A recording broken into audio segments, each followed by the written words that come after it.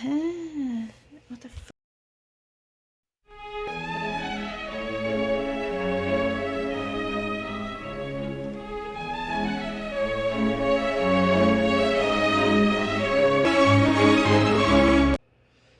Good morning.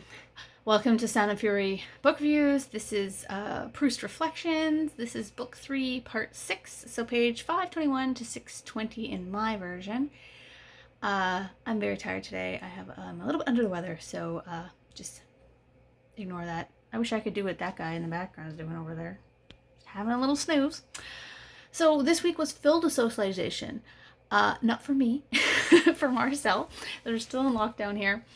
So basically, the narrator, Marcel, is excited for his date with Madame Maria, and then she cancels on him at the last minute.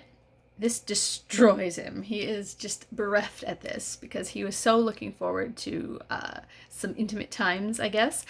Then Saint-Loup, ever the gallant one, shows up and takes Marcel to dinner at this packed restaurant full of like intellectuals and rich people and things like that. On the way, though, Marcel gets a little bit annoyed with Saint-Loup because Saint-Loup told Bloch that Marcel thinks he's vulgar. But then, in order to keep Marcel from catching cold, Saint-Loup borrows one of this French prince's, I think, de Foix, one of his fancy jackets, and then hops over some electrical wires and some furniture to bring it to him in this kind of show of unnecessary dexterity.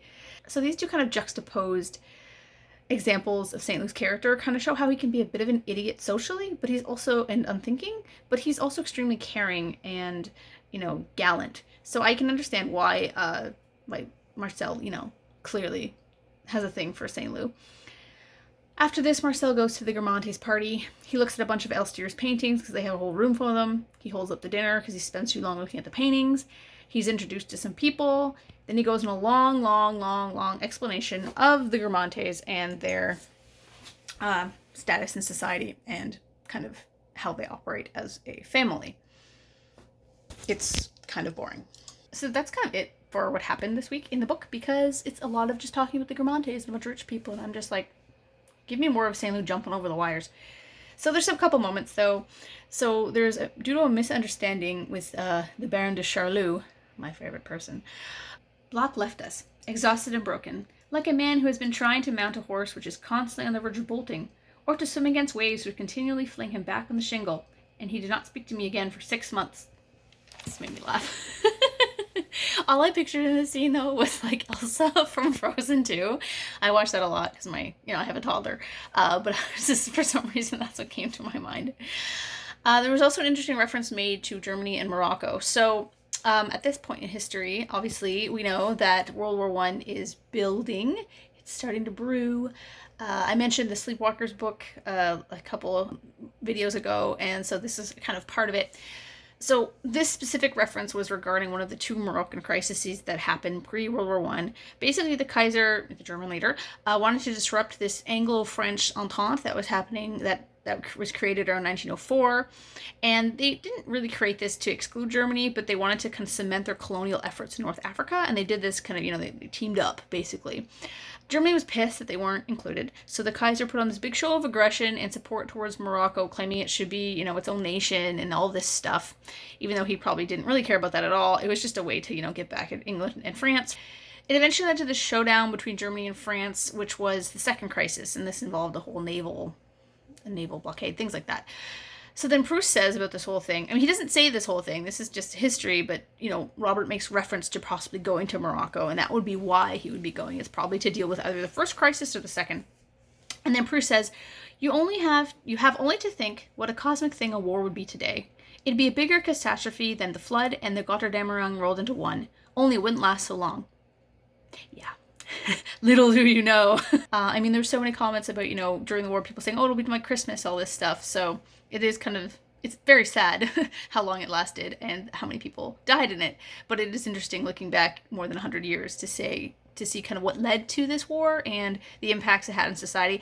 I absolutely love studying World War I. World War I is my favorite. I always say the interim war period is, but World War I really is kind of more my interest. It's also a little more interesting than like the interim war period where nothing really happens except for just people are depressed and have no money. Like today! So there's a couple quotes that I liked. One follows along the brink of the shimmering water, those pleasant paths, by which already a first red leaf is blooming like a last rose. Just thought that was a pretty statement.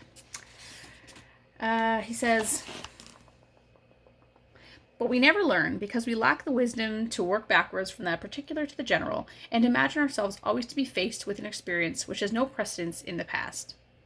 Seems legit. That's probably true. That's probably why nobody can get along. It's another quote that I liked. But precisely because that instant impressed itself upon one with such force, this unchanging canvas gave the most fleeting impression.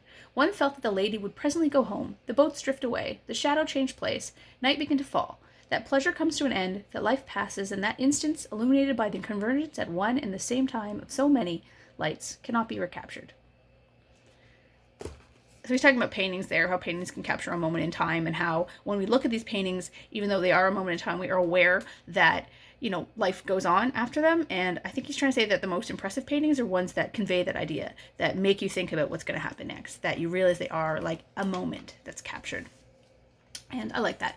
I like looking at those kind of paintings more than like modernist stuff. I don't go to like a lot of art galleries, but, you know, I've been to a few. I've been to the one in Ottawa a couple times. I've been to the Toronto one a couple times. I went to one in Europe somewhere, probably at some point in my life. I don't remember.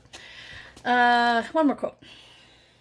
So in the manners of Mr. de Guermantes, a man who was heartwarming in his graciousness and revolting in his hardness. I just liked that part. Revolting. And there is a painting I'm going to talk about today. So there's actually a lot of paintings in this section because he goes through Elstier's paintings. Then there's like, in my Paintings in Proust book, there's kind of comparative paintings, but none of them are that interesting. The one that I really like is the Luncheon at the Boating Party. Most people probably know of this one. It's my favorite Renoir. I mean, I don't have a lot of favorite painters, but I really like Renoir, and I have the movie Amélie to thank for that, because I think it came out when I was in probably like first or second year university, and I just adored it. I actually mentioned the painting in my post-apocalyptic book, What Branches Grow.